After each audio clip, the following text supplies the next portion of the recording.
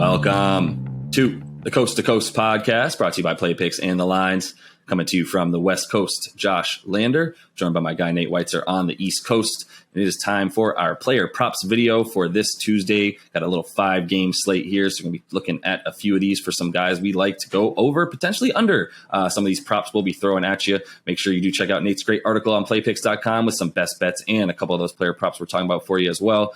And make sure to like and subscribe to that page. You can check out the other couple videos we have for you today. And as always, if you do still need a FanDuel or DraftKings account, head to FDPicks.com or DKPicks.com and find those listings in your area, such as what we've got for tonight. Play props. Nate, let's get into it. Yeah, the highest total of the night is the Lakers and Kings right now at 230. So there are some good props to look at on both sides there. And I'm looking at a guy who's been slow coming back from COVID to a degree, but De'Aaron Fox did have a solid line against the Heat. His last time out went for 24, 6, and 6, and got 15 free throw attempts in that game. So that certainly indicates he's feeling good enough to attack. He's feeling aggressive, and his props are still pretty low here, especially the points assists at 26.5.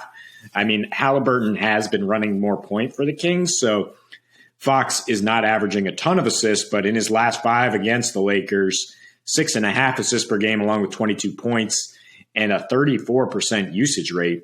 You can get even money on him to get over 21.5 points against the Lakers team that's 24th in defensive rating, playing at the third fastest pace in their last 8, and giving up a very high percentage of points off free throws.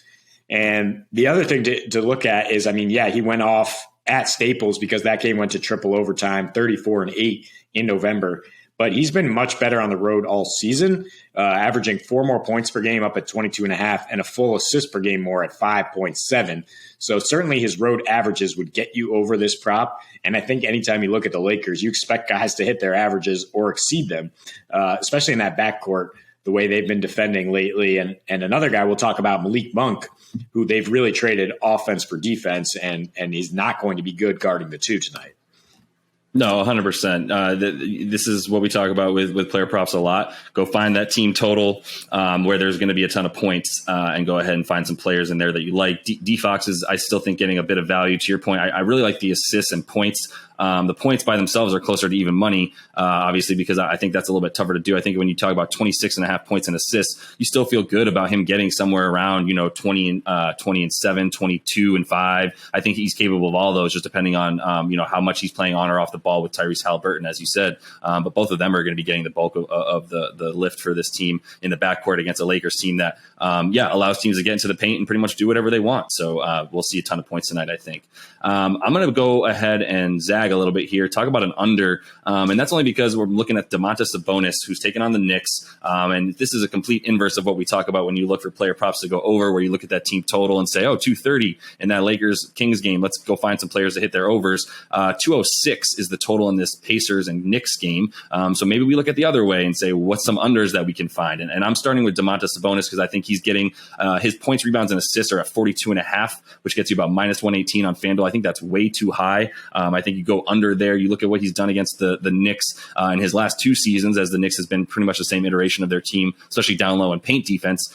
He's averaging about 33.5 combined points, rebounds, and assists in that time. The Knicks have come back to life on defense as, guys like Mitchell Robinson and Nerlens Noel have gotten healthier. Obi Toppin has gotten better on defense. In their last 5, they're actually second in the league in allowing the fewest points in the paint to their opponent.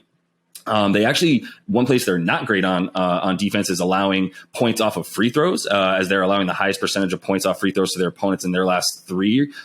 Once again, that's not too surprising. Once you have your shot blockers in there who are going to be coming up and defending the rim, you're going to get some guys that are going to get fouled. But Sabonis, only 6 free throw attempts per game versus the Knicks in his last 2 seasons. He has been getting there a ton in his last 2 or 3. He's actually gotten over this total for points, rebounds, and assists and gone to the line about 10 times a game. game, but that was against a couple of other teams that are not the Knicks down low, as we know. So, I think this is a ripe time to take an under, as not fun as it might seem. I don't expect him to be able to get too many points, enough points and rebounds to make up for the fact that he's probably not going to be able to get those assists either, as this is going to be a weird, choppy game. And, the Knicks actually allow the fewest assists per game in their last three, and at home, the fourth fewest all season. So, that's a stat that is not going to really help you in those points, rebounds, and assists for DeMontis.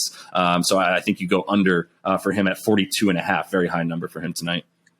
Yeah, I'm agreeing with you there. Plus, the Pacers might get a couple guys back who have been out the last couple games and allowed Sabonis to get over this total.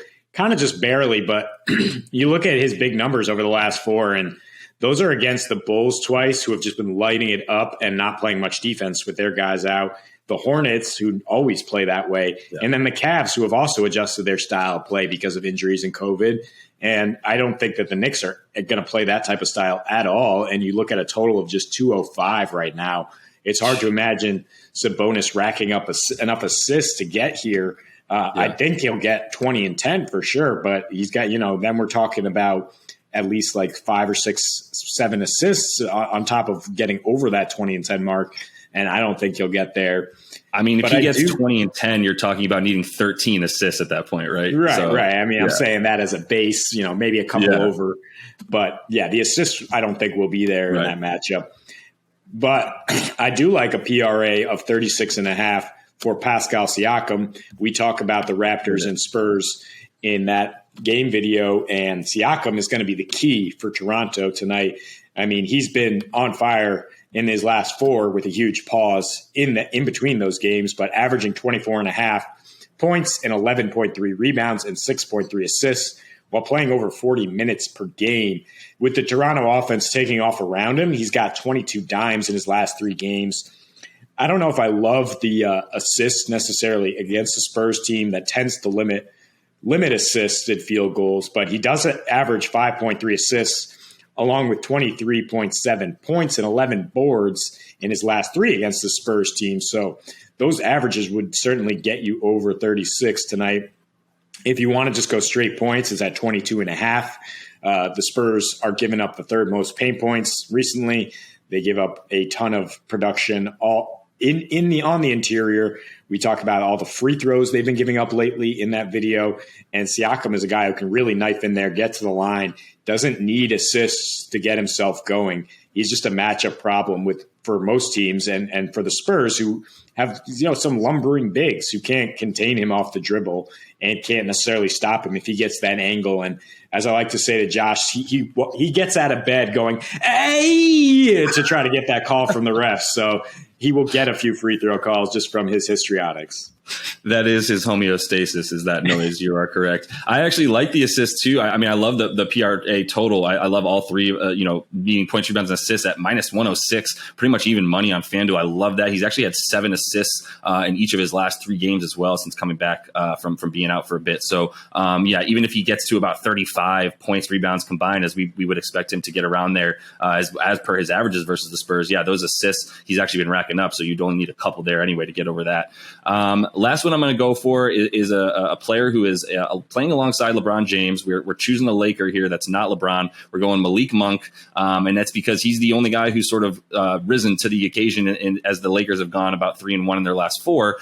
So he's the only Laker right now that we feel comfortable betting on besides LeBron probably, and his points are only about 16.5. Or you could talk about 2.5 made threes. That actually gets you plus 134 on your money. Really like that as well. In his last 5, he has, like I said, stepped up to the occasion a bunch, averaging 20 points per game on 57, 42, and 100% from the line splits in 33 minutes. So he's really coming in as that guy in that, maybe not as defensive minded as someone like KCP, but he's definitely playing that role on offense for them. He's actually got about 2.8 3-pointers made on about 6.5 attempts in those last 5. And, he's playing Sacramento. We talked about how many points are going to be scored in this game. They actually allow 35% from 3 this season, a very high percentage to their opponents. They are 25th in defensive efficiency on the road. They're bad everywhere on defense, but especially on the road. So I think, you look at Malik Monk tonight, and I think you take either of those. I'm actually just going to say get him to hit those 3 threes plus 134, get a really good juice back on your money there for something I think he's more than capable of doing on about about 7 attempts a game as he's been putting up lately. Yeah, and the Lakers have found something with this guy who they really hoped would be a key for their offense early in the season. It's taken some time for whatever reason, but they've won 3 of their last 4, thanks in part to Malik Monk's 139 offensive rating in those games. That's insane. He can get it done inside and out, so I don't have a problem with the 16.5 points. But I think, targeting Sacramento with the threes in particular makes sense. He's 10 for 17 from deep in 2 meetings with the Kings this year, and he's got 42 points in those 2 games, so he should be free to fire once again. Yep, love that. That is all the time we have for today. Make sure you are liked and subscribed to that page and check out those other couple videos we have for you. Until we see you next, happy betting.